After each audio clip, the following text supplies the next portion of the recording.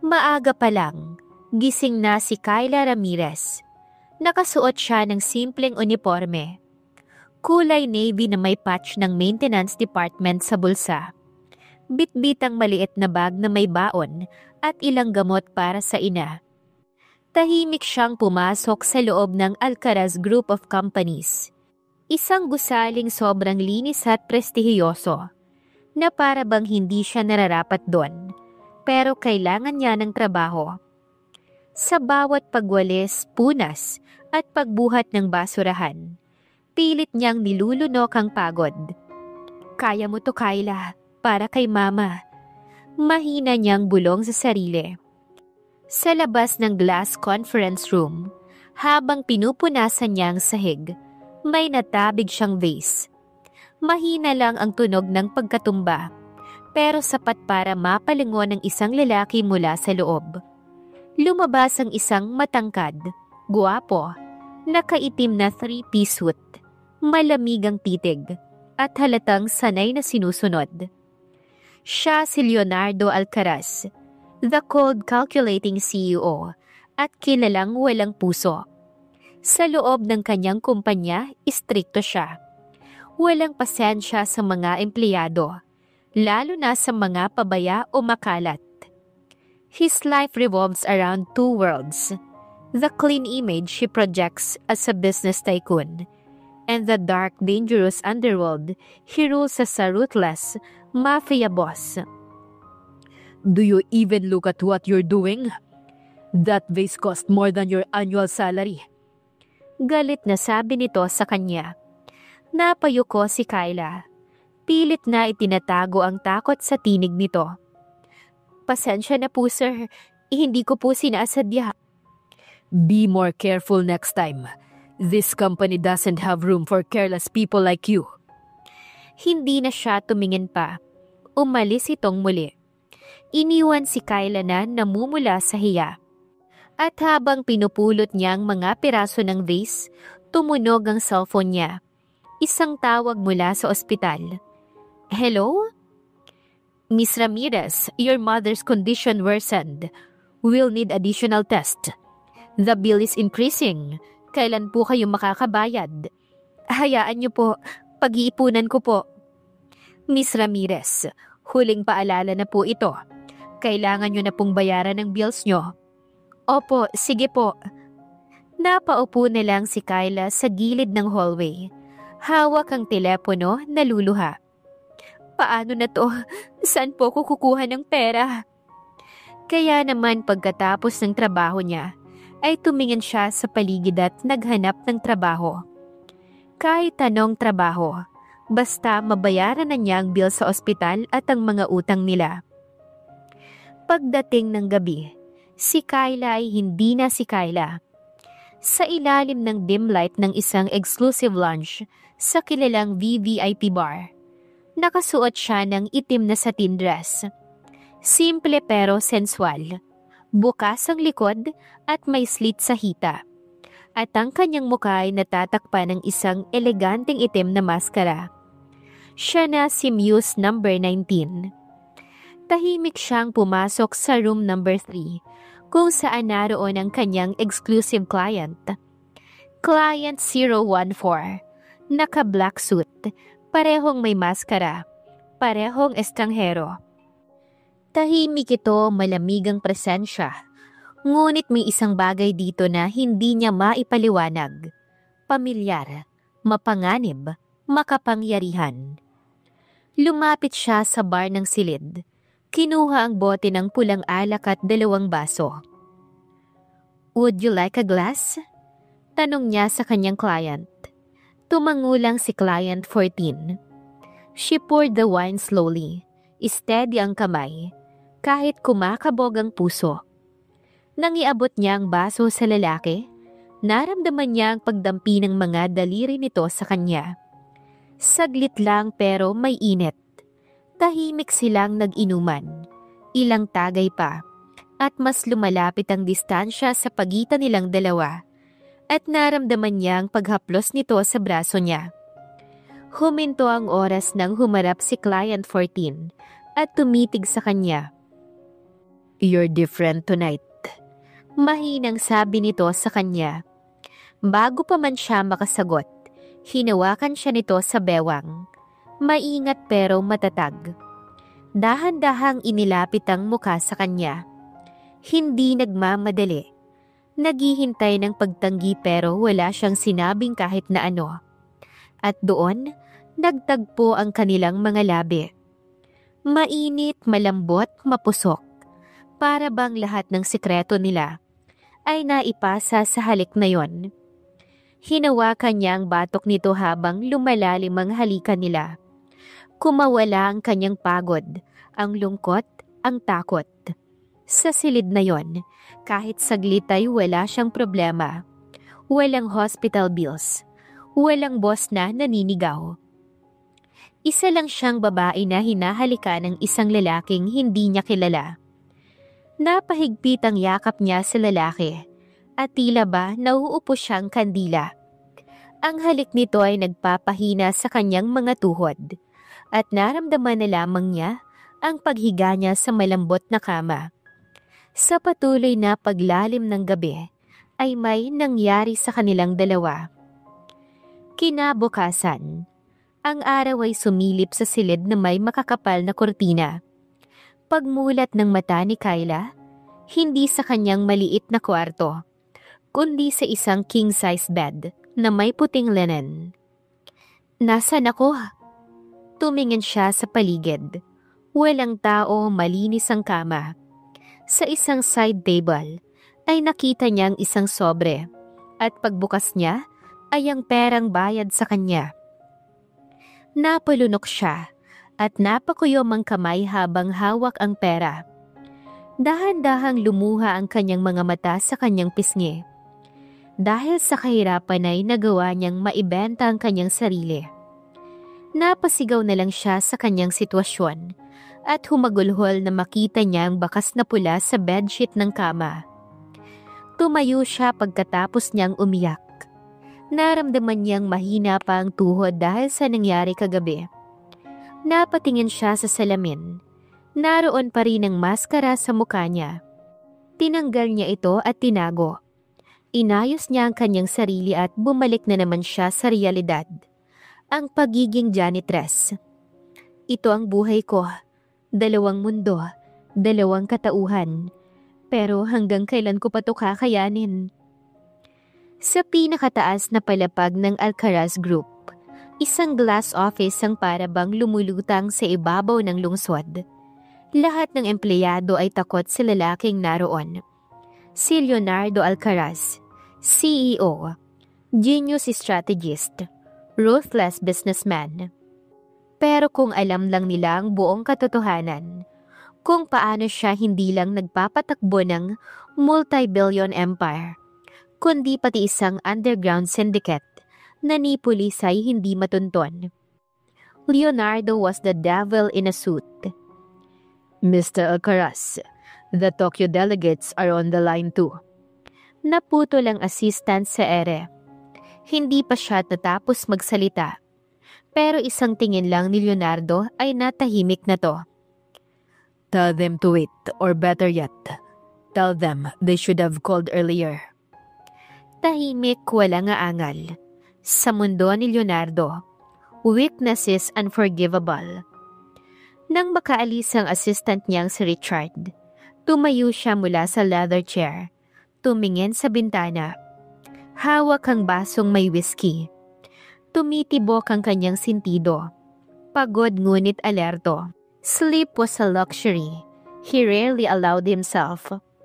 Then his eyes flicked downward, toward the maintenance floor, kung saan may gumagalaw na maliit na figure sa CCTV monitor. Sa tabi ng kanyang mesa, isang babae naka-uniforme, may hawak na mop. Si Kyla Ramirez. Tahimik, mabilis kumilos. Hindi kagandahan sa pamantayan ng high society. Pero may isang bagay sa kanya, hindi niya maintindihan. Why do I keep noticing you? Nagtatakang tanong ni Leonardo sa kanyang sarili. Kaninang umaga naalala niya habang abala si Kyla sa pagpupunas ng glass panel ng hallway. Hindi niya namalayang may paparating. Nako, sorry po sir. Nabunggo siya ni Leonardo. Ang polo nito ay bahagyang nabahira ng alikabok galing sa basahan niya. Nag-freeze ang paligid. Ang mga empleyado sa paligid ay nagsitakbuhan. Parang may sasabog. You again? Matalim na sabi ni Leonardo habang inaalis nito ang suit na suot. Namula si Kyla. Hindi alam kung saan titingin. Pasensya na po talaga sir. Hindi ko po kayo nakita. Do you always make a mess wherever you go? Nakatitig sa kanya si Leonardo habang nakakunot ang noo. Tahimik si Kyla. Nanginginig ang kamay habang pinupunasan ng sahig ulit. That mop must be your sword in battle. Shame, it doesn't defend you from your own clumsiness. Pero imbes na umalis kaagad, tumigil siya. Pinagmasdan niya ang babae. Pawis ang noo, nangingitim ang ilalim ng mata, may pagod sa kilos, at may lungkot sa mga mata. Something raw, real. What's your name? Napatigil si Kyla sa ginagawa at lumingon. Kyla Ramirez po. Tumango si Leonardo bago muling naglakad palayo. Pero sa isip niya, may tumatak. Kyla, even your name stays with me. Back in his office, binalik niya ang CCTV footage. Pinanood kung paano maglinis si Kyla sa bawat sulok ng gusali. Hindi niya maipaliwanag. Isang tagalinis, pero hindi siya makatingin sa iba. Napapansin niya kung paano nito itinatago ang pagod. Ang pilit ng ngiti sa mga co-staff. At ang biglaang paglabas ng cellphone sa sulok. Parang may hinihintay na importanteng tawag.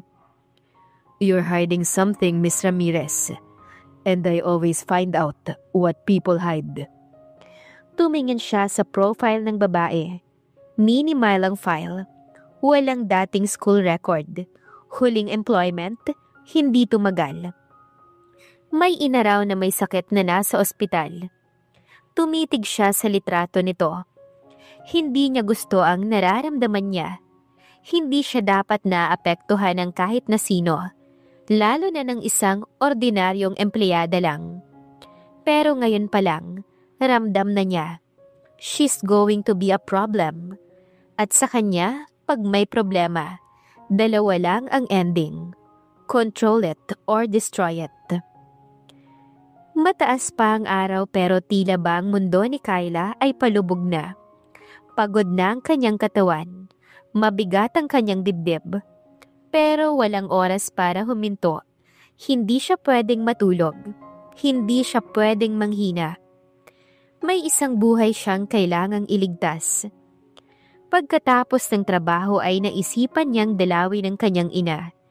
Tahimik ang loob ng ospital. Amoy gamot. Amoy pag-asa na unti-unti nang nauupos. Nakahiga ang kanyang ina. Si Aling Minda maputla. Payat at tila natutulog. May sakit ito kaya kailangan ng agarang gamutan. Maingat siyang nilapitan ni Kyla. Ilang sandali pa'y dumating ang doktor. Miss Ramirez, pwede po ba tayong mag-usap? Sabi nito seryoso ang muka. Lumabas sila ng kwarto. Huminga ng malalim si Kyla. Ano na po ang lagay ni Mama Doc? Tanong ni Kyla nanginginig ang boses. Base sa mga test na isinagawa natin, may bato sa kidney ang iyong ina. Kaya kailangan na natin siyang maoperahan kaagad. Magkano po, Doc? Tanong ni Kyla halos hindi na makahinga. Estimated cost ay humigit kumulang 100,000. Kung hindi siya maoperahan sa lalong madaling panahon, baka lalo siyang mahirapan. Parang tinaga ang dibdib ni Kyla. 100,000. Sa sahod niya bilang janitress at muse. Imposible. Pero wala siyang ibang choice. Bumalik siya sa loob ng kwarto at lumapit sa kanyang inang natutulog. Dahan-dahang hinawakan ni Kyla ang kamay nito. Pinisil kahit alam niyang baka wala nang nararamdaman ng ina. Mahina niyang bulong. Lumaban ka, please. Kahit ano, gagawin ko. Kahit ilang trabaho pa.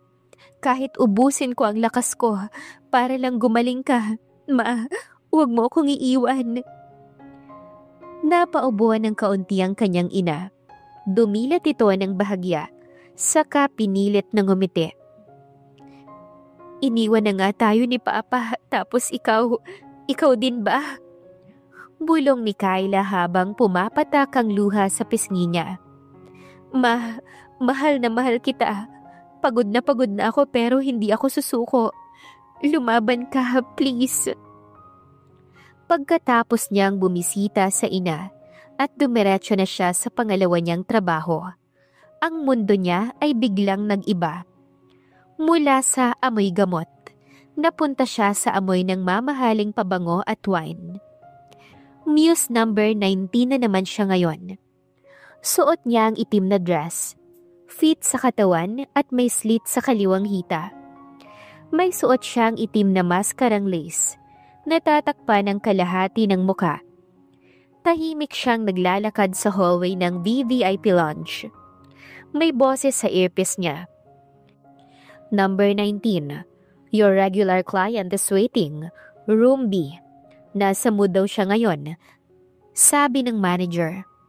Huminga siya ng malalim bago pumasok. Hindi siya pwedeng magpakita ng pagod. Isa siyang obra ngayong gabi. Hindi siya si Kyla.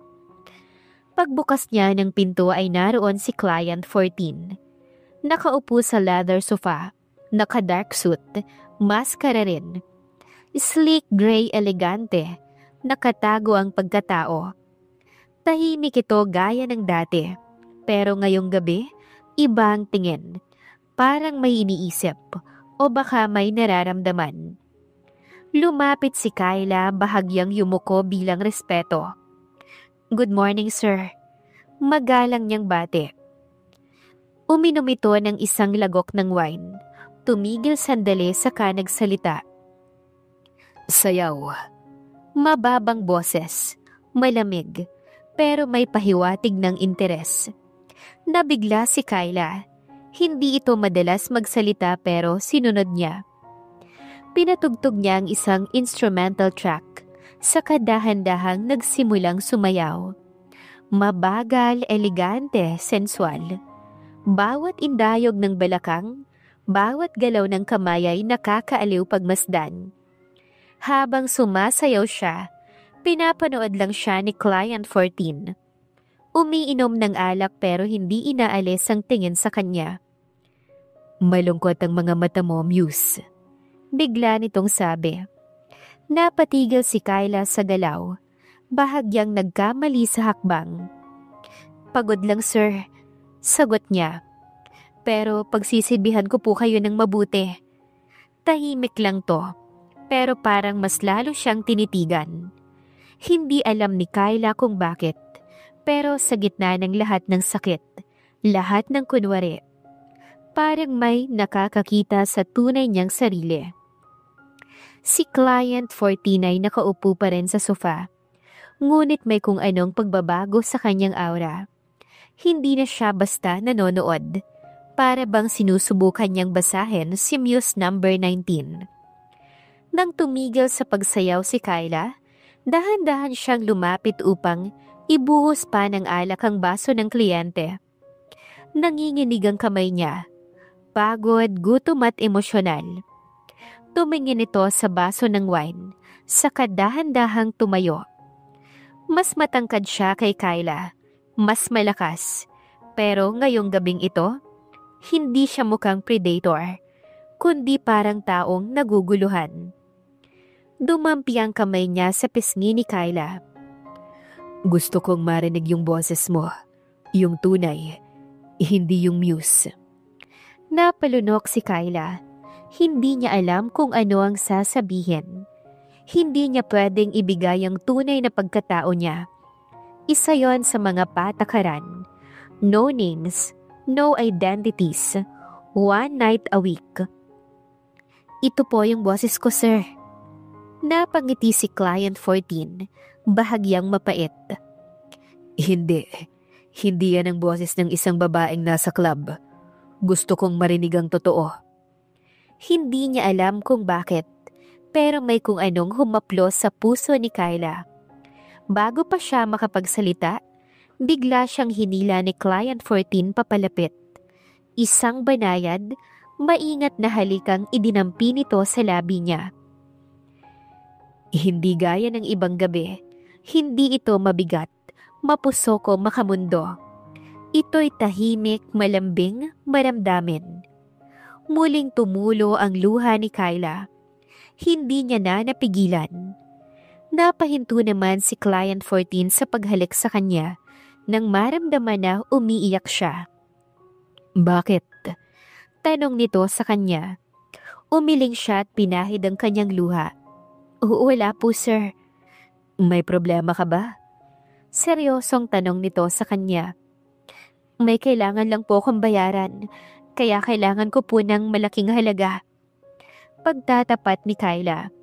Naisip ni Kyla na baka matulungan siya ng lalaking ito. Kaya lumuhod siya sa harap nito at nagmakaawa. Sir, kahit ano gagawin ko, lahat ng gusto niyo, sir. Pero sana bigyan niyo po ako ng malaking halaga o pautangin niyo po ako. Ngumiti naman si Client 14 at kinuha niya ang alak at uminom. Magkano ba ang kailangan mo? 100,000 po, sir. Mahinang sagot ni Kyla. Sige, tumayo ka na dyan. Utos nito sa kanya. Agad namang tumayo si Kyla at ibinigay sa kanya ang isang card. Ito, may lamang 200,000 yan. You can withdraw it anytime. Bahagyang lumapit ito at hinawakan ang kanyang baba. Pero sa akin ka lang every night at walang ibang lalaki, maliwanag? Tumango naman si Kyla. Opo, thank you, sir. Agad niyang itinago ang card sa loob ng kanyang clutch. Pero bago pa niya mapigilan ang sarili, lumapit siya at hinalikan ng lalaki. Maingat sa simula, parang tinatansya kung pwede, kung dapat. Pero sa sandaling naglapat ang kanilang mga labi, wala nang atrasan. Mainit, malalim, naguguluhan man ang puso niya, ang katawan niya ay marunong nang tumugon. Sinuklian siya ni Client 14 ng isang mahigpit na yakap. Parang ayaw siyang pakawalan. Napapikit si Kyla habang nararamdaman niyang hinaplos ng lalaki ang kanyang likod. Ang bawat galaw nito ay may pag-iingat, pero may halong pananabik. Dahan-dahang hinawakan ng lalaki ang kanyang kamay at inalalayan siyang pumasok sa isang mas madilim na silid sa likod ng lounge. Pagkapasok pa lang nila, ay agad na isinara nito ang pinto. Tahimik, parang walang ibang mundo. Muling naglapat ang kanilang mga labi. Mas mainit, mas mapusok. Habang hinahalikan siya ng lalaki, naramdaman ni Kyla na para siyang pinipilas sa gitna ng dilim at liwanag. Sa isang bahagi ng takot, pero sa mas malalim na bahagi ng puso niya, kapayapaan. Hinubad ni Client 14 ang suot niyang coat. Sinubukan niyang ibaba ang maskara ni Kyla, pero agad siyang pinigilan ni Kyla. Please don't. Pakiusap ni Kyla. Hindi ko pa rin alam ang pangalan mo. Bulong niya. Wala namang pangalan sa ganito, hindi ba? Mahina niyang sagot. Pero kahit walang pangalan, kilala siya ng puso nito. Sa loob ng kwartong yun, muling pinagsaluhan ng kanilang mga katawan ang init ng isang gabing pag-aari lang nila. Walang ibang tao, walang problema, walang sakit. Tanging sila, ang kanilang mga paghinga, at ang damdaming unti-unting nagiging totoo. Maagang-maaga pa lang ay nagtungo na si Kyla sa ospital. Hawak niya ang perang ibinigay sa kanya ni Client 14. Iyon lang ang meron siya, pero sapat na para mabayaran ang parte ng bill at masimula na ulit ang gamutan para sa kanyang inang may sakit. Pagkatapos ng transaction sa accounting office ng ospital, hindi na siya nag-aksaya ng oras.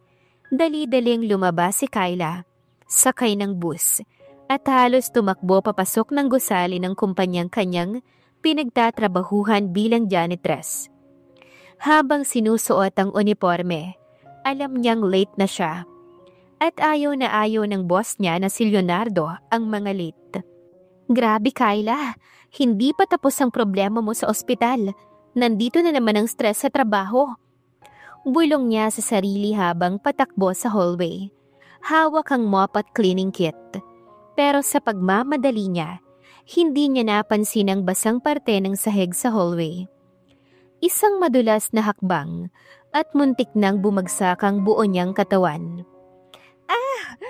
Sigaw niya habang papapikit ang mga mata. Naghihintay sa sakit ng pagbagsak, pero hindi iyon nangyari. May malalakas na braso ang sumalo sa kanya. Pagdilat niya ng mata, bumungad sa kanyang seryosong muka ni Leonardo, ang CEO mismo ng kumpanya. Malapit, sobrang lapit, at ang mga mata nito ay tumatama diretso sa kanya, tila nangungusap. Sandali silang nagkatitigan, para bang huminto ang oras. Si Kyla, kabado at hiyang-hiya. Si Leonardo naman, naguluhan sa nararamdaman. May kakaibang init sa mga mata ng janitress na to. Hindi niya maipaliwanag. Pero agad ding umatras si Kyla. Inayos ang sarili at mabilis na yumuko. Pasensya na po sir, hindi ko po nakita yung basa sa sahig. Kumunot ang noo ni Leonardo. Next time, tumingin kasi dinaraanan mo. Paano kung nabago ka o ako ang mabagsakan mo? Sorry po talaga sir. Sagot niya, halos pabulong. Sa opisina ko, may kalat pa yata sa loob. Utos ni Leonardo, habang pinasa ng balikat niya na medyo nadikitan ng alikabok. Yes sir, maglilinis na po ko. Agad siyang sumunod dito. Habang nililinis ni Kyla ang opisina, napansin niya ang kakaiba. Bakit parang ngayon lang na-late si Sir Leonardo? Palagi siyang maaga. Routine niyang sumisigaw sa buong floor na, time is money. Sabi niya sa sarili. Magtimpla ka nga ng kape. Utos ni Leonardo habang nakaupo sa executive chair. Hawak ang isang makapal na dokumento. Agad namang sumunod si Kyla. Yes sir. Habang nagbabasa si Leonardo ng ilang dokumento, hindi niya maiwasang sumulyap kay Kyla habang nagtitimpla ito ng kape. Tahimik ito, masipag, at may kung anong charm na hindi niya maipaliwanag. Para bang si Muse number 19? Bigla siyang napatigil. Ang mata ni Kyla, parang mata ng babaeng yon. Isang babae na nagpapaligaya sa kanya sa gabi na matagal nang laman ng kanyang isipan. Hindi ba't halos pareho sila? Napailing siya. Hindi, imposible. Janitress siya. Wala siyang koneksyon sa Muse number 19. Stop it, Leonardo. Biglang lumapit si Kyla. Hawak ang tasa ng kape. Pero bago pa niya maipatong ang kape sa lamesa, ay bahagya itong natapon sa pantalon ni Leonardo. Nagtalamsika ng bahagya ang pantalon ni Leonardo. Mabuti na lamang at kakaunti lamang yon, at hindi gaanong nabasa ang pantalon, at hindi napaso si Leonardo. Ay, Diyos ko po! Natarantang bulalas ni Kyla. Agad na napatayo si Leonardo. Sir, sorry po. Hindi ko po sinasadya. Yumuko si Kyla. Agad na lumuhod at pinunasan ng nabasang parte sa pantalon ni Leonardo. Pero nang malapit na ang kamay niya sa may zipper. Stop. Mariing sabi ni Leonardo habang mahigpit na hinawakan ang wrist ni Kyla. Napatingin siya kay Leonardo. Nagtagpo ulit ang kanilang mga mata. Okay lang po ba kayo? Nag-aalalang tanong ni Kyla sa boss niya. Okay lang ako. Sagot ni Leonardo sa kanya. Sorry po ulit, gagawa na lang po ako ng bago. Sabi ni Kyla, baka sa mukhang kabat-hiya. Hinayaan siya ni Leonardo. Tahimik itong bumalik sa kanyang mesa, habang si Kyla naman ay lumakad palayo para muling magtimpla ng kape. Habang naglalakad si Kyla, pinagmasdan siya ni Leonardo. Ano ba to? Bakit ganito? May parte sa kanyang isip na nagsasabing mali ito. Pero may iba namang nagsasabi na tama lang. Si Kyla at si Muse number 19, ang janitress na ito, bakit parang pareho sila? Pagbalik ni Kyla, inabot niya ang bagong timplang kape. Tinikman ito ni Leonardo at sandaling natahimik. Masarap. Aniya at halos hindi inaasahan. Ngumiti si Kyla at tumalikod na para ipagpatuloy ang paglilinis. Pero bago pa siya makalakad ng tuluyan, ay napahinto siya nang marinig na magtanong si Leonardo. Nasaan ka kagabi? Tanong ni Leonardo. Malamig pero puno ng interes. Natigil si Kyla. Lumingon siya at sumagot. Sa ospital po. Binisita ko po ang nanay kong may sakit. Tapos umuwi na po ako. Bakit po? Umiling lang si Leonardo. Kunwari ay walang ibig sabihin ng tanong. Wala. Sige, maglinis ka na. Lumipas ang mga araw at unti-unting bumuti ang kalagayan ng ina ni Kyla na si Minda. Isa yon sa mga bagay na nagpagaan sa loob ni Kyla. Bawat ngiti at lakas na bumabalik kay Minda ay isang hakbang palapit sa pagbangon. Pwede na po kayong umuwi, sabi ng doktor habang sinusuri ang chart. Talaga po? Halos hindi makapaniwalang tanong ni Kyla. Tumango ang doktor. Mas maganda na lang sa bahay ang pahinga. Mas magiging komportable siya at mas makakabuti emotionally. Napalingon si Kyla sa kanyang ina. Nakatitig ito sa kanya. May bahagyang luha sa mata. Uuwi na tayo, anak? Mahinang tanong ni Minda. Oo ma, uuwi na tayo. Bulong ni Kyla sa bayakap sa ina. Mahigpit, parang ayaw na niyang bitiwan. Masaya si Minda. Masaya rin si Kyla. Ngunit kahit na unti-unting naayos ang personal niyang buhay, hindi pa rin niya matakasan ng responsibilidad na nakabinbin. Lalo na ang pagkakautang niya sa isang espesyal na kliyente. Sa gabi ring iyon, bumalik siya sa trabaho. Client 14, isang misteryosong lalaking may mabigat na presensya at mapanlikhang mga mata. Malaki ang halagang ibinayad nito sa kanya bilang advance payment. Hindi pa man ito humihingi ng kapalit. Ramdam ni Kyla ang bigat ng utang na loob. Kaya naman pinili niyang pagsilbihan ito ng buong husay. Suot niya ang burgundy silk dress na may slit at bukas ang likod. Paboritong kulay at estilo ng kliyente. Alam niyang mapapansin ito at hindi nga siya nagkamali. Pagpasok niya sa VVIP suite, naroon na ang lalaki. Tahimik na umiinom ng whiskey. Nang mapansin siya, bahagyang umangat ang mga mata nito at ngumiti. Isang ngiting bihirang makita sa kahit na sino. You're early tonight. Anito, malalim ang boses. Para sa'yo, laging maaga. Sagot ni Kyla sabay kindat. Lumapit siya at marahang kinuha ang baso nito. Muling nilagyan ng alak. Sinimulan niyang sumayaw. Hindi lang basta sayaw. Ito yung uri ng sayaw na dinuduyan ka sa pagitan ng init. Kundi sa sayaw na sinasalamin ng damdaming matagal niya nang itinatago. Tahimik lang ang lalaki habang pinapanood siya, ngunit puno ng damdamin ang mga mata nito. Parang may gustong sabihin pero pilit kinikimkim. Nang matapos siya, tumayo ang lalaki. Lumapit at marahang hinawakan ang mukha ni Kyla. Bakit ikaw lang naiiba? Tanong niya. Halos isang bulong. Napakurap si Kyla. Anong ibig mong sabihin? Every time I'm with you, I feel something real. Hindi lang ito libog, Kyla. Napalunok siya. Baka nadadala ka lang ng gabi. Umiling ang lalaki. No, sa tuwing tinitignan kita, may kung anong parte sa akin ang tumatahimik. Yung ingay sa ulo ko, nawawala. Wala siyang naisagot. Sa loob-loob niya, nararamdaman din niya yon. Ang koneksyon na hindi niya maipaliwanag. Gabi-gabi silang nagkikita. Pero may kakaiba sa tuwing magkalapit sila.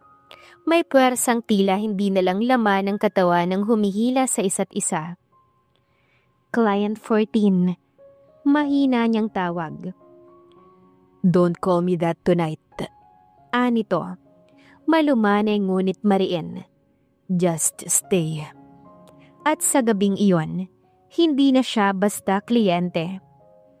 Sa mga yakap at titig sa mga katahimikang mas malalim pa sa salita, parang may bagong kabanatang unti-unting nabubuksan. At hindi nila alam, iyon ang simula ng mas komplikadong damdamin na haharapin nilang dalawa. Kinabukasan ginising si Kyla ng liwanag mula sa bintana. Dahan-dahan siyang bumangon. Pilit inaayos ang sarili mula sa pagod ng nakaraang gabi. Napatingin siya sa tabi ng kama. Wala na si Client 14. Tahimik ang buong paligid. Tila ba wala ni bakas ng presensya ng lalaking kagabi ay nagpakasawa sa kanyang katawan. Ilang beses din siyang inangkin ito at kaya tinanghali na siya ng gising. Ngunit may isang bagay ang agad tumawag sa pansin niya. Isang makapal na sobre ng pera ang nasa side table. Maayos ang pagkakalagay. Parang sinadyang iwan para sa kanya. Kinuha niya ito at napabuntong hininga habang pinipisil ang sobre. Malaking tulong to. Bulong niya sa sarili. Habang hawak-hawak ang pera, agad niyang naisip ang kalagayan ng kanyang ina. Panggamot, panggrocery, at pambayad sa mga natitirang hospital bills. Isang malaking pasasalamat sa kanya ang perang yon. Napangiti si Kyla, pero hindi lang dahil sa pera. Naalala niya ang mga nangyari kagabi, ang mga titig, ang paraan ng paghawak sa kanya ni Client 14, at ang mga salitang tila hindi na para sa isang transaksyon, kundi para sa isang damdamin. Hindi iyon katulad ng mga nakaraang gabi. May kakaiba. Mas malambot ang kilos nito. Mas maalaga. Parang ayaw nitong saktan siya. Hindi lang katawan ang hinanap nito. Pero parang pati kaluluwa niya ay gustong abutin. Kinuha niya ang isang kumot at binalot sa sarili habang nakaupo sa kama. Napaawang ang kanyang labi. Saka marahang bulmulong sa hangin. Bakit parang lumalalim na to?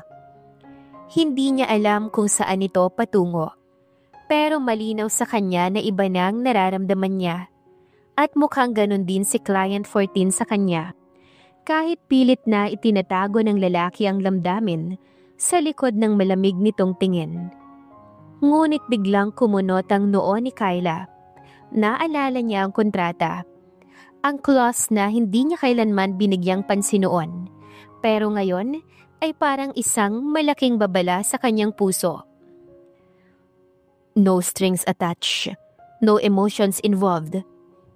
Isang paalala na wala siyang karapatang umasa. Na lahat ng ito ay bahagi lamang ng isang kasunduan. Isang trabaho at isang serbisyo. Napatingin siya muli sa sobre. Ganoon na lang ba yun? Bayad na siya. Tapos na. Pero paano kung hindi pa tapos ang puso niya? Maagang pumasok si Kyla sa kanyang trabaho. Tulad ng dati, masipag siyang naglilinis ng opisina. Kahit puyat at pagod mula sa gabi. Wala siyang reklamo. Kailangan niyang kumayod para sa kanyang sarili at sa ina. Habang pinupunasan niya ang salaming bintana ng isang law firm sa ikatlong palapag, napansin niya kung gaano katarik ang araw. Ramdam niya ang init na tumatagos kahit air-conditioned ang loob. Ang init naman ngayon. Mahinang bulong niya, sabay punas ng pawis sa noo. Pero ilang sandali pa, nakaramdam siya ng panlalabo ng paningin at pagkahilo. Nanginginig ang kanyang mga tuhod. Parang umiikot ang mundo niya. Nabitawan niya ang hawak na basahan at napahawak sa gilid ng mesa. Pero huli na. Unti-unti siyang bumagsak sa sahig. Kayla! Sigaw ng kasamahan niyang si Carol na agad tumakbo papunta sa kanya. Tulong! May nahimatay dito! Hiyaw nito habang hinahawakan si Kayla. Agad siyang isinugod sa pinakamalapit na ospital. Tanghali na ng dahan-dahang dumilat si Kayla. Mabigat ang kanyang talukap at nanlalambot ang kanyang katawan. Unti-unti niyang inikot ang paningin at nakita ang puting kisame at ang mga medical equipment. Nasa ospital siya. Kayla, tawag ni Carol. Nakaupo sa tabi niya. Thanks God, gising ka na. Nahimatay ka kanina habang naglilinis. Grabe ang putla mo kanina, kinabahan talaga ako. Pilit bumangon si Kayla, ngunit agad siyang inalalayan ng kaibigan. Huwag ka munang bumangon ng biglaan, relax lang. Sabi ni Carol. Okay lang ako. Sagot naman ni Kayla. Ilang sandali pa bumukas ang pinto at pumasok ang doktor. Nakangiti ito at may hawak na clipboard. Good morning, Miss Ramirez. Buti naman at gising na kayo. Bati nito. Ano pong nangyari, Doc? Tanong ni Kayla. Bakas ang kaba sa boses. Well, nag-collapse po kayo dahil sa stress, exhaustion, at may isa pang bagay. Napatingin ng doktor sa chart, saka muling tumingin kay Kayla. You're pregnant, 7 weeks along based on initial tests. Napamulagat si Kayla. Ano po? Buntis? Bulalas niya. Maging si Carol ay napaigtad sa gulat. Buntis ka, Kayla? Hindi kaagad nakapagsalita si Kayla. Parang huminto ang oras. Ang puso niya ay kumakabog ng malakas at ang isip niya ay puno ng tanong. Paanong nangyari to? Ang tanging naiisip niyang posibilidad, si Client 14. Nagpaalam na ang doktor. Iniwan silang dalawa sa silid. Tahimik si Kayla, hawak ang kumot sa tiyan niya, habang si Carol ay nakatingin sa kanya. Halatang gulat. Kayla, may nobyo ka na pala? Hindi mo man lang sinabi sa akin. Nagtatampong tanong ni Carol. Pero umiling-iling si Kayla bago sumagot. Hindi ko siya pwedeng ipakilala sa'yo. Nakilala ko lang siya dahil sa trabaho. Paano yan? Kailangan masabi mo sa ama ng batang yan na buntis ka. Sabi ni Carol sa kanya. Hindi agad sumagot si Kayla. Sa halip, dumungaw siya sa bintana ng ospital. Isang bagong kabanata na naman ang bubuksan sa buhay niya. Pero handa ba siyang harapin ito? Maghapon na hindi mapakali si Kayla habang nakaupo sa gilid ng kanyang kama. Hawak-hawak niya ang resultang ibinigay ng ospital. Positive, pregnant. Napabuntong hininga siya. Sa sobrang bigat ng nararamdaman, tahimik na dumaloy ang kanyang mga luha. Anong gagawin ko? Bulong niya sa sarili. Maya-maya ay dumating si Carol. May dalang pagkain at tubig para sa kanya. Kayla, kumain ka na muna. Hindi mo pwedeng pabayaan ang sarili mo, lalo na ngayon. Tahimik lang si Kayla, pero bakas sa mukha niyang pagkalito at takot. May naisip ka na bang plano? Tanong ni Carol. Dahan-dahang naupo sa tabi niya. Tumingin si Kayla kay Carol. Paano kaya kung ipalaglag ko to? Total, hindi ko kayang magpalaki ng bata. Sa amin nga lang ni Mama, hirap na akong buhayin siya. Tapos magdadagdag pa ako? Ano? Ipapalaglag mo? Maingat na tanong ni Carol. Lumapit sa kanya si Carol at hinawakan ang kanyang kamay. Kayla, walang kasalanan ng bata. Hindi mo dapat iniisip ang bagay na yan. Masama yan. Pero anong gagawin ko? Kulang na kulang ang sinusweldo ko. Paano ko bubuhayin ang batang to? Paos ang boses ni Kyla. Niyakap siya ni Carol. Hayaan mo, tutulungan kita. Gagawa tayo ng paraan para maitaguyod ang batang yan. May alam akong mabubuting kalooban na tumutulong sa mga single mother. Siguradong tutulungan ka nila. Salamat, Carol. Wala yun, pero kailangan mo pa ring sabihin sa ama niyang bata na buntis ka. Ngunit bigla na lang napaiyak ng todo si Kyla. Umiling siya habang humahagulhol. Hindi ko pwedeng sabihin sa kanya. Mahina pero matatag ang boses niya sa gitna ng iyak. Alam ko ang pinasok ko. Nasa contract namin. No string attached. No emotions involved. Kapag nabuntis ako, wala siyang pananagutan. Wala. Hindi na siya nakapagsalita pa. Sa sobrang sakit, napahawak siya sa tiyan niya. Kinagabihan tumawag si Kyla sa boss niya sa bar. Malamig ang boses niya habang nakatingin sa kawalan. Boss, magre-resign na po ko. Effective immediately. Nabiglang boss niya. Muse number 19, bakit? May problema ba? May hindi ba kami naibigay? Wala pong problema, sir. Salamat po sa lahat. Paalam po. At pinutol niya na ang tawag. Isinara niya ang kanyang cellphone at humiga. Mahigpit ang yakap niya sa sarili. Samantala sa bar, dumating si Client 14. Maangas ang lakad. Suot ang mamahaling coat at may kasamang bodyguard. Dire-diretso siyang lumapit sa counter. I want Muse number 19. Call her now. Utos niya. Kinabahan ng manager pero sinubukang maging mahinahon. Sir, I'm sorry. Umalis na po siya. Nag-resign kanina. Napakunot noo si Client 14. What? Nagbigay lang po siya ng tawag. Hindi rin po namin alam kung bakit. Wala po siyang iniwang detalye. Biglang napuno ng galit ang mga mata ni Client 14. Lumapit siya at hinampas ang mesa. I need her details, her address, her full name, now. Nag-alalang umatras ang manager. Sir, confidential po ang lahat. Ang tanging hawak lang po namin ay ang pinirmahan niyang kontrata. Wala po siyang ibang iniwan. Muntik nang sapaki ni Client 14 ng manager, ngunit kaagad siyang pinigilan ng kanyang assistant. Boss, calm down. Kami na po ang bahala. Iimbestigahan namin to. Hahanapin namin siya. Tumango si Client 14. Ang mga matay puno ng determinasyon.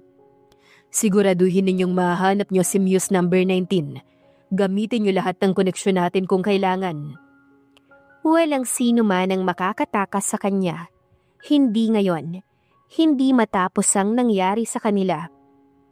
Lumipas ang ilang linggo at kahit pilit na pinapanday ni Kyla ang lakas ng loob niya, hindi pa rin naging madali ang mabigat na dala niya sa dibdib. Umagang-umaga pa lang ay nagsusuka na naman siya sa lababo ng kanilang maliit na kusina. Anak, ayos ka lang ba? Tanong ng kanyang inang si Minda habang dahan-dahang nilalapitan siya. Hawak ang tiyan. Huminga ng malalim si Kyla. Ininom ang baso ng tubig at umupo sa harap ng mesa. Mama, may kailangan po kong sabihin. Tumingin sa kanyang matanda. Bakas ang pag-aalala sa muka. Matagal na po kung may gustong sabihin pero natakot ako. Tumango lang si Minda. Hinihintay ang sasabihin ng anak. 2 po ang trabaho ko. Alam niyo po yung janitress job ko sa umaga. Pero sa gabi, nagtatrabaho po ako sa bar. Nanlaki ang mga mata ni Minda. Bar? Anong klaseng bar, Kyla? Napalunok si Kyla. Entertainment bar po. Isa po kong Muse. May mga client. May sayawan. Minsan may private service. Hindi niya na natapos ang sasabihin dahil nagsimulang manginig ang boses niya. Nanatiling tahimik si Minda, pero baka sa kanyang mga mata ang unti-unting pag-unawa. Umupo ito, dahan-dahang nilagay ang kamay sa dibdib. Anak, bakit? Napahawak si Kyla sa kamay ng ina. Ginawa ko yun para sa inyo, ma. Kailangan ko ng pera para sa operasyon nyo. Wala akong ibang malapitan. Wala tayong pamilya. Ako lang ang meron kayo. Pumatak ang luha sa mga mata ni Minda. Diyos ko, Kyla, hindi ko alam. May isa po kong regular client.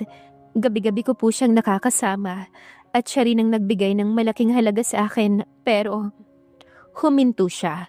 Lumunok at saka ibinulong. Nabuntis po ko. Siya po ang ama. Tuluyan nang napahagulhol si Minda.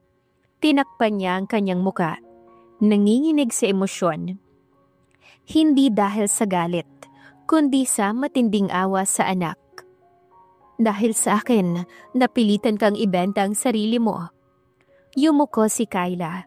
Lumapit at niyakap ang kanyang ina. Hindi ko po pinagsisisihan, Mama, kahit kailan. Ang mahalaga, buhay po kayo. Gumaling kayo. Wala na po akong ibang hinihiling. Matagal silang nagyakapan sa katahimikan, hanggang sa marahang nagsalita si Minda. Kapag tuluyan na akong gumaling, magtatrabaho na rin ako para makatulong. Umiling si Kyla at hinaplos ang buhok ng ina. Hindi na po, ma. May tutulong na po sa atin. Napatingin si Minda sa kanya. May pagtataka sa mata. Sino naman?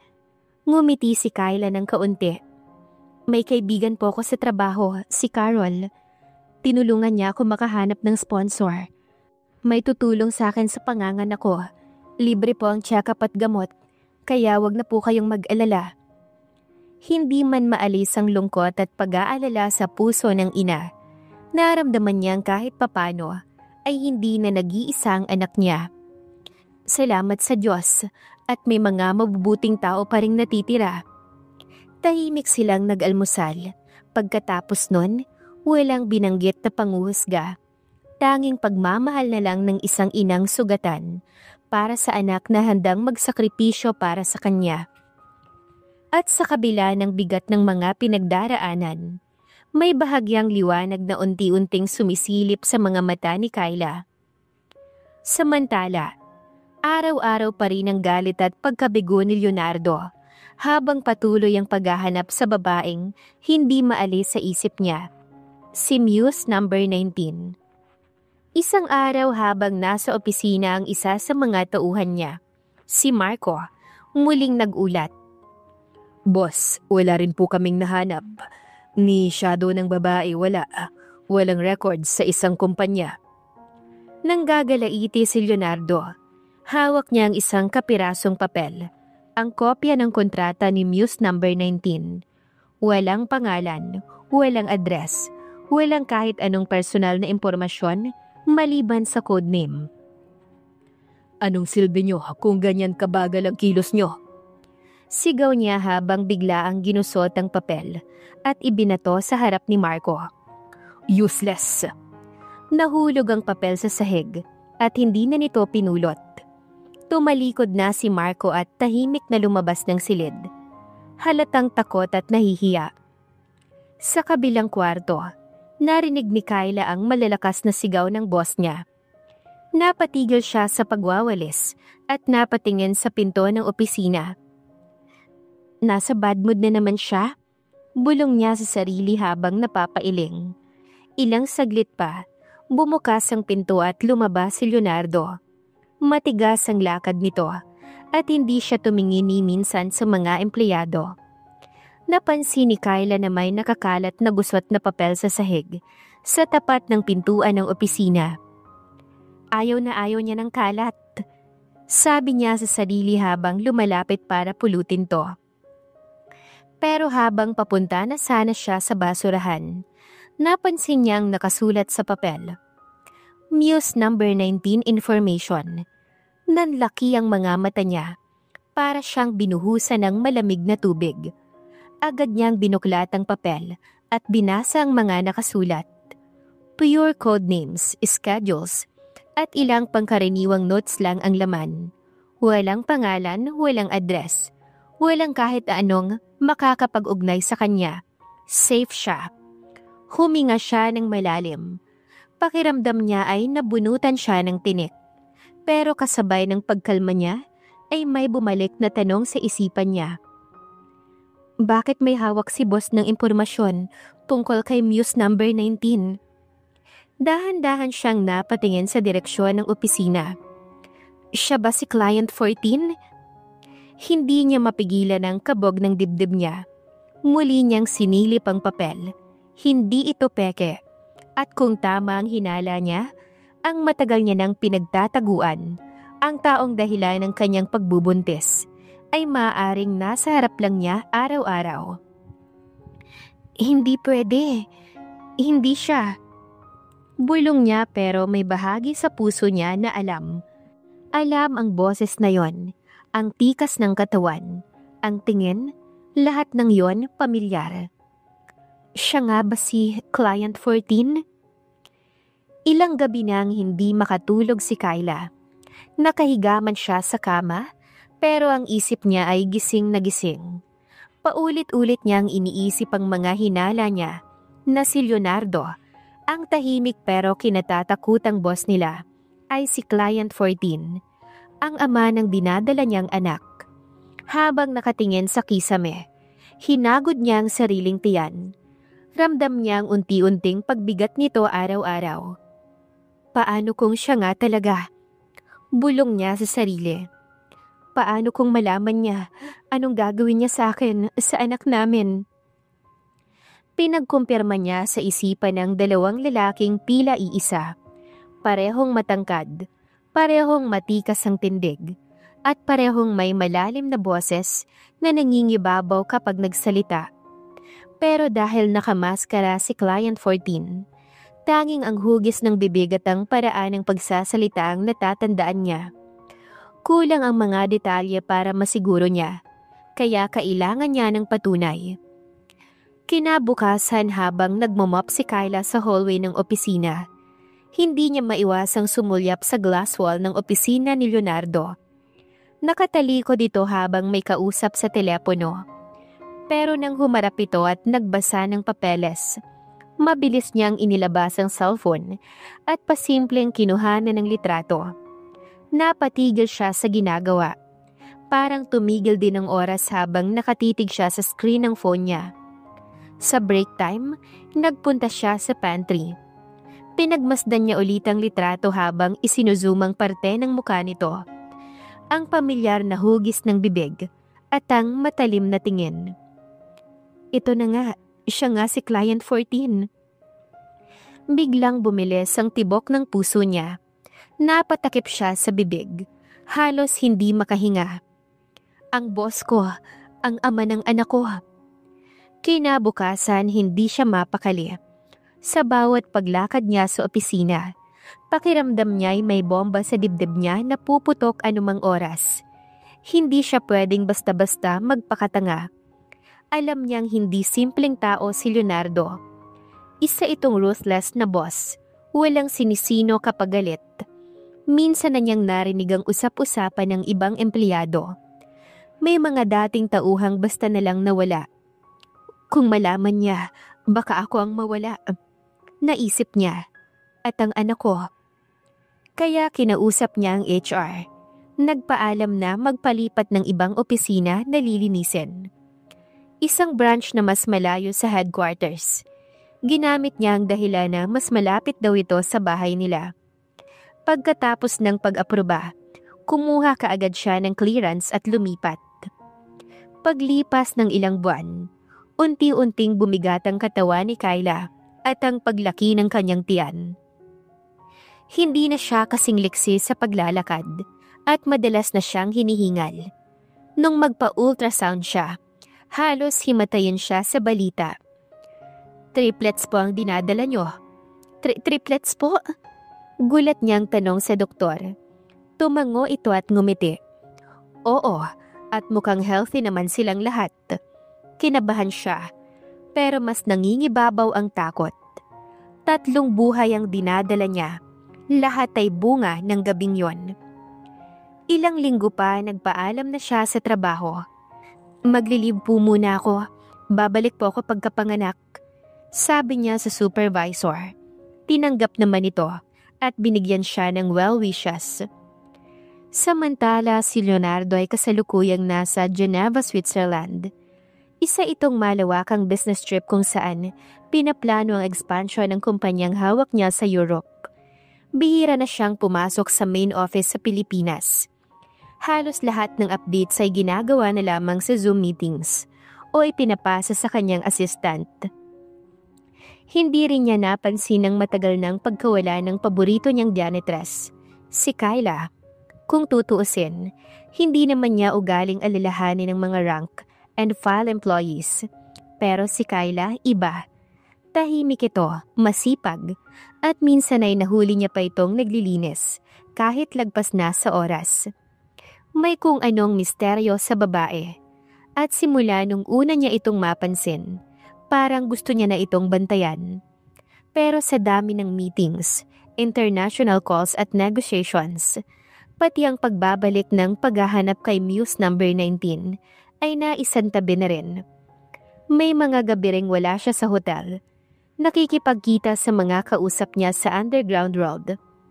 Oo, si Leonardo ay hindi lang CEO, isa rin siyang mafia boss. At ang paghahanap kay Muse number 19 ay unti-unti nang napunta sa ilalim ng listahan niya. Habang abala si Leonardo sa kapangyarihan, impluensya at kalakala ng armas at droga sa Europe, may isang lihim na umuusbong sa katahimikan ng isang maliit na apartment sa Maynila. Si Kyla, malapit ng manganak, malaki na ang tiyan niya, at tuwing nararamdaman niya ang mga sipa ng mga sanggol na nasa sinapupunan niya, hindi niya maiwasang mapaluha. Hindi lang isa, hindi lang dalawa, kundi 3 buhay. Bunga ng isang gabing hindi niya akalaing magbabago sa takbo ng buhay niya. Sa loob ng kwarto ni Kyla, nakahiga siya habang hawak ang ultrasound printout. 3 kayo, ang 3 anghel ko. Humaplo siya sa tiyan. Hindi ko alam kung anong mangyayari kung malaman niya, pero kahit anong mangyari, hindi ko kayo pababayaan at ipapaubaya kahit kanino.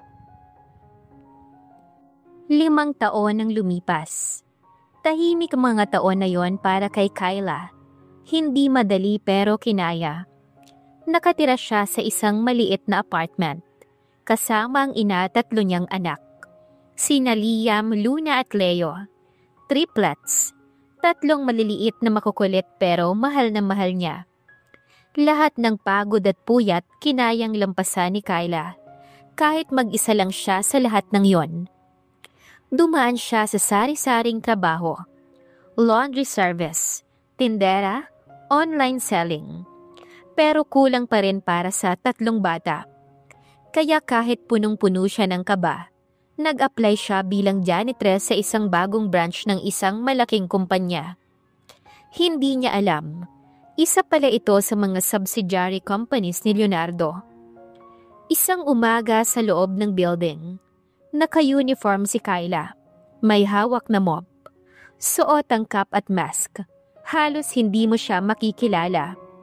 Medyo pumayat siya. May mga eye bags mula sa puyat at stress.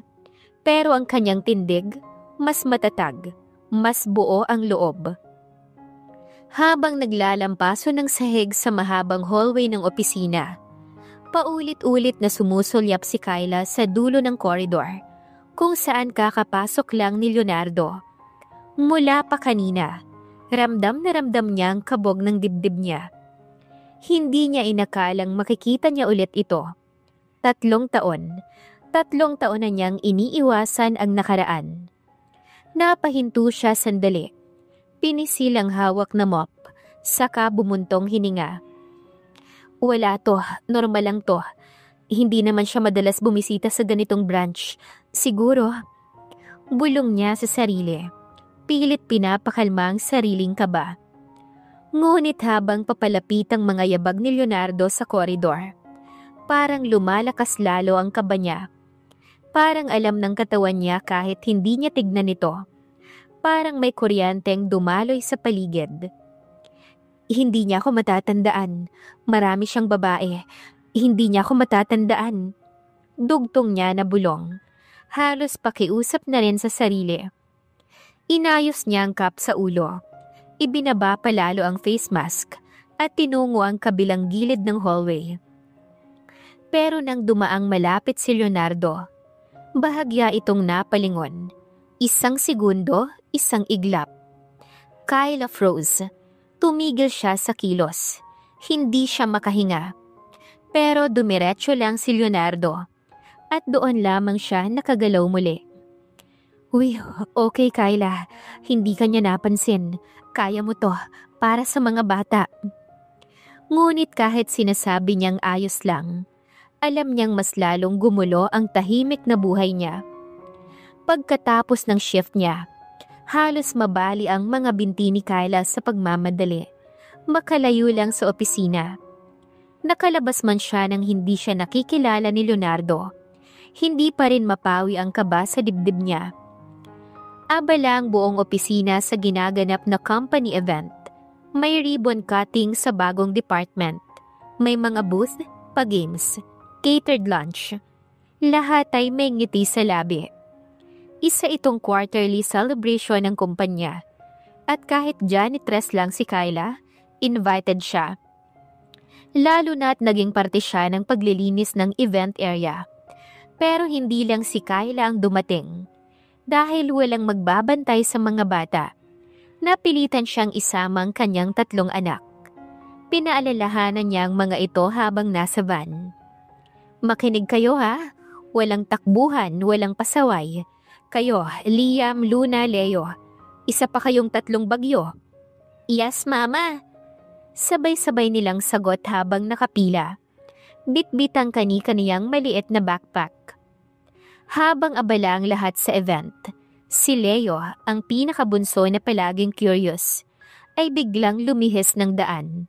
Nakita niya ang elevator at dali-daling sumiksik sa mga empleyadong papasok doon. Pagdating niya sa 3rd floor, lumabas siya. Takbo agad sa hallway na parang may hinahanap. Si Leonardo kakatapos lang mag-inspect ng floor layout ng bagong renovation. Bit-bit ang isang tablet. Nakasuit at seryosong naglalakad kasama ang 2 niyang executive. Nang biglang, Dada! Napalingon siya sa sigaw. Tumigil ang mundo. May batang papalapit. Nakangiti at diretso sa kanya. Napatigil pati ang mga empleyado sa paligid. Dada! Ulit ng bata sa bayakap sa binti niya. Napako si Leonardo. Hindi siya makagalaw. Anong? Wala sa sariling sambit niya. Lumuhod siya sa harap ng bata. Kita niya ng buo ang mukha nito. Ang mga mata, hawig na hawig sa kanya nung bata pa siya. Ang hugis ng labi, ang ilong, lahat ay parang pamilyar. Parang salamin ng nakaraan. Anong pangalan mo, little guy? Tanong niya. Mahinahon pero halatang may panginginig sa tono. Leo po. Masiglang sagot ng bata. Ako po yung bunso, nandito po si Mama, kasama ko po si Liam at Luna. Leo. Halos malaglag ang tablet ni Leonardo. Lalong bumilis ang tibok ng puso niya. Si Mama mo, anong pangalan ng Mama mo? Agad niyang tanong. Pilit pinapanatili ang composure. Si Mama Kyla po. Napatingin si Leonardo sa mga empleyado sa paligid. Lahat tulala. Lahat nakatingin sa kanya. Dada! Sa harap ng buong department. Kyla? Mahinang ulit niya sa pangalan. Biglang dumating si Kyla. Habol ang hininga, gulo ang buhok. At halatang natataranta. Leo, Diyos ko! Hinila niya ang bata papalayo. Pasensya na po sir, bata lang po. Pero hindi na siya pinatapos ni Leonardo. Tinitigan niya si Kyla. Muling binalingan ng bata. Muling tinitigan si Kyla. In my office, now. Tahimik ang loob ng opisina ni Leonardo de la Vega. Ang CEO ng isa sa pinakamalalaking korporasyon sa bansa. At isang underground mafia boss na bihirang magpakita sa publiko. Ngunit ngayon, Hindi negosyo ang laman ng utak niya. Sa kanyang harapan nakaupo si Kyla Ramirez, isang simpleng janitress na tila ordinaryo para sa iba. Pero hindi sa kanya. Hindi siya mapakali. Kanina pa siya nagtatanong. Sino ang ama ng bata, Kyla? Ulit ni Leonardo. Mariin ang tono pero hindi sumisigaw. Napayuko si Kyla. Pilit nilulunok ang kaba. Matagal na siyang patay. Mahinang sagot niya. Hindi pa rin siya makatingin ng diretsyo. Patay? Bulalas ni Leonardo. Sigurado ka? Oo. Matigas na tugon ni Kyla. Wala na siya bago pa man ako nanganak. Hindi umimik si Leonardo. Tinitigan niya ito. Pilit binabasa ang ekspresyon ng babae sa harapan niya. Hindi siya naniniwala. May bumubulong sa kanya. Ang kutob na matagal nang hindi nagkakamali. Lumingon siya saglit sa gilid, kung saan nakaupo si Leo. Tahimik na naglalaro habang hinihintay ang nanay niya. Tiningnan niya ang bata. Mula sa mga mata, ilong, hanggang sa pagkakangiti nito. Lahat pamilyar. Para siyang bumalik sa nakaraan.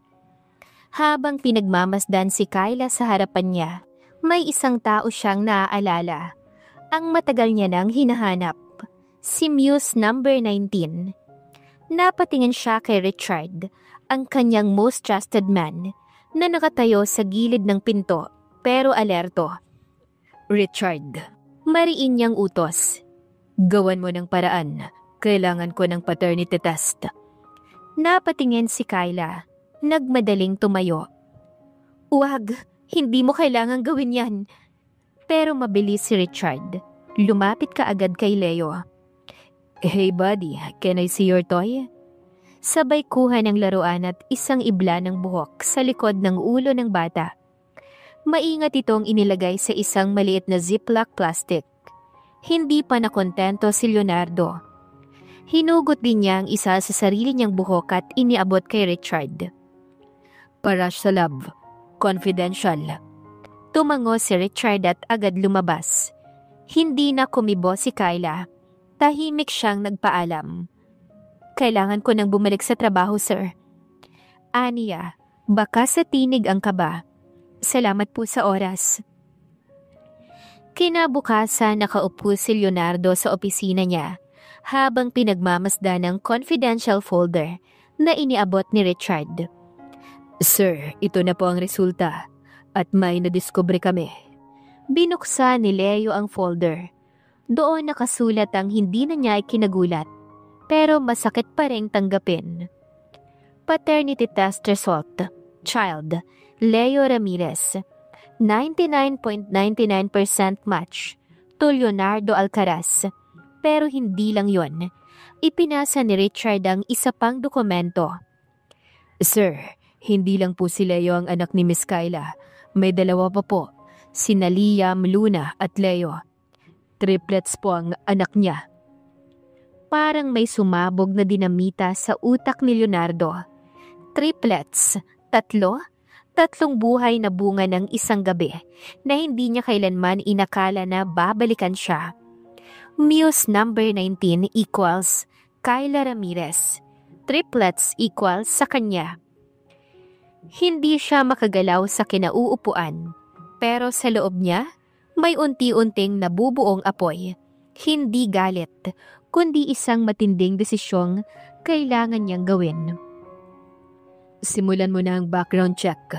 Buong file ni Kyla, pati medical, pamilya, at mga bata. Gusto kong malaman lahat. Tumango si Richard. Yes, boss. At sa gabing yon, habang lahat ay tahimik sa syudad, si Leonardo ay tahimik ding nakatitig sa litrato ni Liam, Luna at Leo. 3 inosenteng muka, nahawig na hawig sa kanya. Hindi na kayo mawawala sa akin. Bulong niya, malamig pero puno ng determinasyon. Tahimik ang gabi pero sa loob ng marangyang opisina ni Leonardo Alcaraz, kasabay ng ihip ng hangin mula sa glass wall, ay ang tensyon na bumabalot sa buong silid. Nakatayo si Kyla malapit sa pinto. Nanginginig ang kamay, pero pilit pinapakalma ang sarili.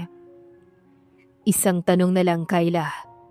Malamig at mariin ang boses ni Leonardo habang nakaupo sa kanyang leather chair. Mga matay nakapako sa kanya. Bakit mo itinago sila sa akin? Lumunok si Kyla. Alam niyang wala na siyang ligtas. Dahil wala kang lugar sa buhay nila. Sagot niya, mahinahon pero may halong sakit.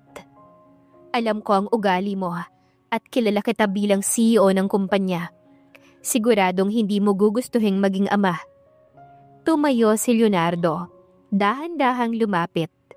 Mabigat ang bawat hakbang. Nang magkalapit na sila, tumigil siya sa harap at tumitig sa mga mata ni Kyla. Hindi mo man lang ako binigyan ng pagkakataon. Natakot ako. Balik ni Kyla. Luha na ang gumuguhit sa kanyang pisngi. Dahil baka kung anong gawin mo sa bata at sa akin. Kaya mag-isa kong pinalaki ang mga bata. Mahirap pero kinaya ko. Pero ako ang ama nila. Mariing sagot ni Leonardo. At gusto ko silang makuha. Lahat. Full custody. What? Napaatras si Kyla. Hindi mo sila pwedeng kunin sa akin. Kaya kong ipaglaban yan. I have more than enough power to win in this court. Banta ni Leonardo malamig ang boses. Hindi mo sila pag-aari, Leonardo. Hindi ito negosyo. Hindi pwedeng bilhin o barilin para makuha mo ang gusto mo. Sigaw ni Kyla. Napailing si Leonardo. Huminga ng malalim. Pero bago pa man siya makasagot, isang pagsabog mula sa ibabang palapag ng gusali ang yumanig sa buong penthouse. Sir, emergency. May umatake. Sigaw ni Richard mula sa earpiece. Sa isang iglap, naging war zone ang building. Umalingaw-ngaw ang mga putok ng baril at ang security ng buong Alcaraz Tower ay nagkagulo. Moments later, nasaan ang mga bata? Galit na tanong ni Leonardo habang may duguan sa gilid ng labi. Kinuha nila. Tinarget nila si Kyla at ang triplets. Boss, it was an ambush. Planned. Si Richard, halos hindi makahinga. Sino? Mr. Del Mundo, anak ng dating karibal mo. Alam niyang mahina ka sa pamilya. Dumilim ang paningin ni Leonardo. Ang puso niyang matagal nang naging yelo. Ngayon naglalagablab sa galit. Mobilize the men. Walang uuwi hanggat hindi ko sila nakukuha. Sa underground warehouse, 3 hours later, sa gitna ng kadiliman, umiiyak si Luna habang yakap-yakap ang kapatid na si Leo. Si Liam naman, tahimik at pinipigilan ang takot. Don't cry. Bulong ni Kyla. Hahanapin tayo ni Dada.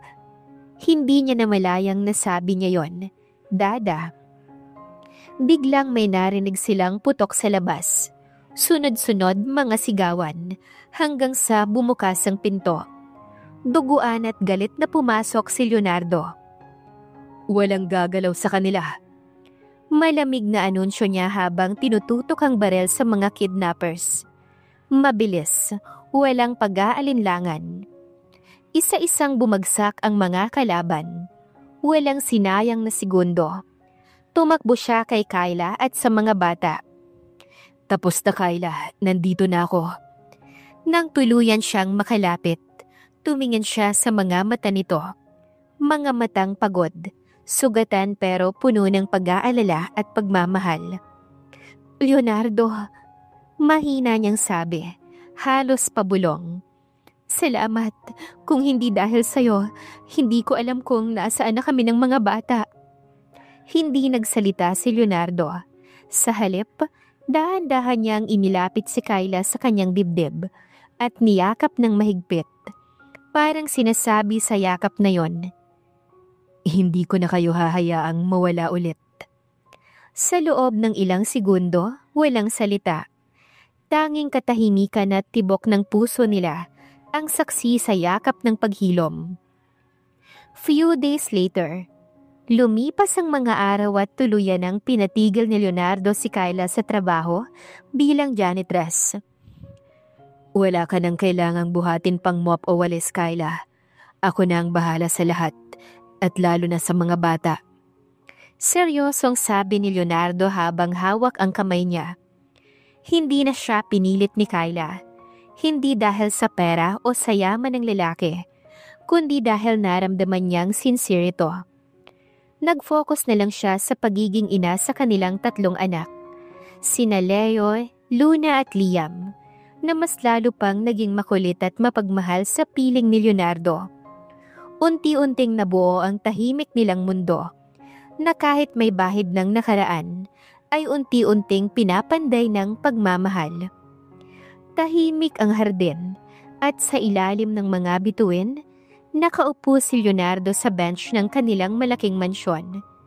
Nakatulog na sa kanyang kandungan si Luna, habang si Leo at Liam ay naglalaro sa damuhan. Dumating si Kyla, may dalang kumot. Hindi ko alam kung paano ako magpapasalamat. Mahina niyang sabi. Hindi mo kailangang magpasalamat. Sagot ni Leonardo. Dapat matagal ko nang ginawa to. Ang alin? Umalis sa mafia. Natahimik si Kyla. I've had power all my life, Kyla. Pero hindi ko alam kung paano maging ama. Hanggang sa muntik ko na silang mawala. Hinawakan niya ang kamay ni Kyla. Hindi ko na babalikan yung buhay na yon. Hindi para sa akin, kundi para sa atin. Isang gabi habang nasa rooftop sila ng mansyon, tanaw ang mga bituin at ang mga batay tulog na. May hawak si Leonardo na maliit na velvet box. Kyla. Bulong niya. Napalingon si Kyla. May hawak pang mug ng gatas. Lumuhod si Leonardo sa harapan niya. I never thought I'd say this, but I don't want to spend another day without calling you my wife. Binuksan niya ang kahon at naroon ang isang eleganteng singsing na kumikislap sa ilalim ng buwan. Will you marry me, Kyla Ramirez? Not just for the kids, but because I love you. The janitress, the mother, and the woman behind the mask, Muse number 19. Natigilan si Kyla. Namumuo ang luha sa kanyang mga mata. Leonardo, hindi ko akalaing ikaw pala yon. Ikaw si Client 14. Tumango ang lalaki. At ikaw ang matagal ko nang hinahanap, hindi lang sa panaginip, kundi sa tunay na buhay. Tumawa si Kyla. Umiyak at sabay sagot. Yes, oo, Leonardo. I love you too. Kahit nung una pa. Isang buwan ang pagkatapos. Ikinasal sina Leonardo at Kyla sa isang simpleng seremonya sa isang private garden na pinalibutan ng mga puting bulaklak at fairy lights. Hindi ang grande pero elegante. Walang pulang carpet. Sa halip ang aisle ay tinakpan ng mga talulot ng rosas at ang simoy ng hangin ay may halong bango ng elevator. Pinili nilang gawing intimate ang kasal. Pamilya, piling kaibigan at syempre, ang 3 munting saksi sa kanilang pag-iisang dibdib. Dada, ang init ng barong ko. Reklamo ni Liam habang inaayos ni Kyla ang maliit niyang kwelyo. Tiis pogi ka muna anak, abay ka eh. Natatawang sagot ni Leonardo habang nilalagay ang botinier ni Leo sa kanyang tuxedo. Si Luna naman ay busy sa pagpapaikot ng kanyang maliit na puting gown. Sabay sabi ng, Mama, parang princess ako? You are, sweetheart. Ani Kyla, pinipigilan ng luhang gustong pumatak habang tinitignan ng 3 bunga ng isang lihim na pagmamahala noon. Habang naglalakad sila sa aisle, sabay-sabay na sumigaw ang 3 bata. Team Dada at Mama forever! Nakasabit sa kanilang likod ang mga banners na isinulat ni Leo gamit ang colorful markers. Medyo sablay sa spelling pero puno ng damdamin. Nakangiti si Leo habang nakatayo sa dulo ng aisle. Suot ang isang beige suit. Nang makita si Kyla na papalapit, Halos mapaiyak siya. Suot ni Kyla ang isang simpleng off-shoulder gown. Walang masyadong palamuti pero para kay Leonardo, siya ang pinakamagandang babaeng nakita niya. Nang magkaharap na sila sa harap ng altar, kinabahan si Kyla. Parang hindi pa rin ako makapaniwala. Mahina niyang bulong. Ako rin. Sagot ni Leonardo. Pinisilang kanyang kamay. Pero ito yung pinakatotoo sa lahat. Minsan ay may mga pagsubok. Minsan ay may panganib. Pero sa araw na ito, kapayapaan ang nangingibabaw. Do you, Leonardo Alcaraz, take Kyla Ramirez? Yes, a million times yes. Putol ni Leonardo, sabay tawa ng mga bisita. And you, Kyla Ramirez? Yes, sagot niya, tuluyang lumuha. Yes, kasi sa kabila ng lahat, ikaw pa rin ang pinili ng puso ko. Sa pagtunog ng mga violin at sa pagsabog ng confetti petals, naghalikan sila sa harap ng altar. Yakap, tawa at halik, tanda ng isang bagong yugto. Ang mga bata tumakbo sa gitna at niyakap sila pareho. Sabay sigaw ni Leo, "Family hug!" At doon sa ilalim ng kalangitan na puno ng bituin, ang mga taong totoong nagmamahal, nabuo ang isang pangakong hindi na kailanman mabubura. Isang simula ng walang hanggan. Ang halakakan, ang mga yakapan, at ang halik sa altar ay naging tanda ng isang bagong simula. Sa huli, habang magkahawak kamay sina Leonardo at Kyla sa garden ng kanilang bagong bahay, tinitignan ng mga bituin. Tahimik sila sa ganda ng gabi. Alam mo, sabi ni Leonardo, minahal ko si Muse number 19 nun, pero higit pa ron, minahal ko ang janitress na paulit-ulit kong tinatawag sa opisina para maglinis. Napahalakak si Kyla. At ako, nahulog ako kay Client 14 kahit hindi ko pa alam kung sino siya, kahit nakamask siya. Napangiti sila pareho. Tiningnan ng isa't isa. Pero kahit anong anyo pa ang itago natin nun, ang puso natin hindi nagsinungaling. Bulong ni Kyla. Nagkatitigan sila. At doon sa ilalim ng malamlam na ilaw ng mga bituin, nagtagpo ang kanilang mga labi. Isang halik ng pagtanggap, ng pagpapatawad, at ng walang hanggang pagmamahal. Wakas.